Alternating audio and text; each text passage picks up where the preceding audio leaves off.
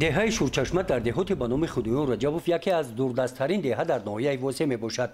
مؤسسه تاسیسات میانه عمومی رقم 32 این بنای مکتب در این دهه در دوره کارهای آبادانی بخشیده به 30 سالگی استقلال دولتی جمهوری تاجیکستان با پیشنهاد مقامات اجرایی حاکمیت دولتی ناحیه و مبلغ گذاری شخصان سخاوتمند دهه اویلای قربان و فاساخته مورد استفاده قرار داده شده است.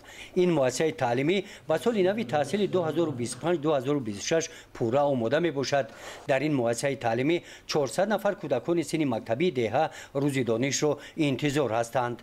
آمادگی با سال تحصیل نو مؤسسه ما پرق از تعمیر برآورده شده است. آماده است. ناحیه واسه از 2 شهرک و 69 دهه عبارت می باشد. در یکی از دیگر دهات‌های آن دهه نوآباد در دهات توگرک مؤسسه تحصیلات میانه عمومی رقم 12 با ساختمان سیمخانه تحصیلات تا مکتبی به سال نو تحصیل آمادگی جدی می گیرد. طبق نقشه رهبریت مؤسسه کودکان روز دانش در این سیمخانه به تحصیل آغاز می نمایند.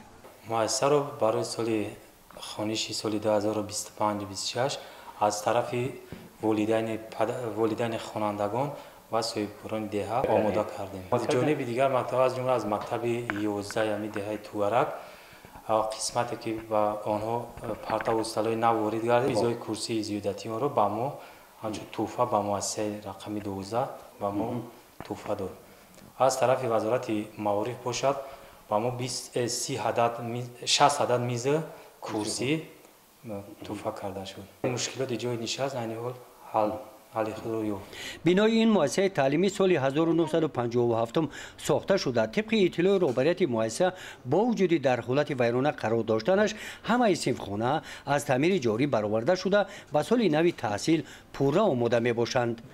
گزارش خوجا نظریف خدای نظر ظهوروف از ناحیه واسه برای برنامه اطلاعاتی نوید.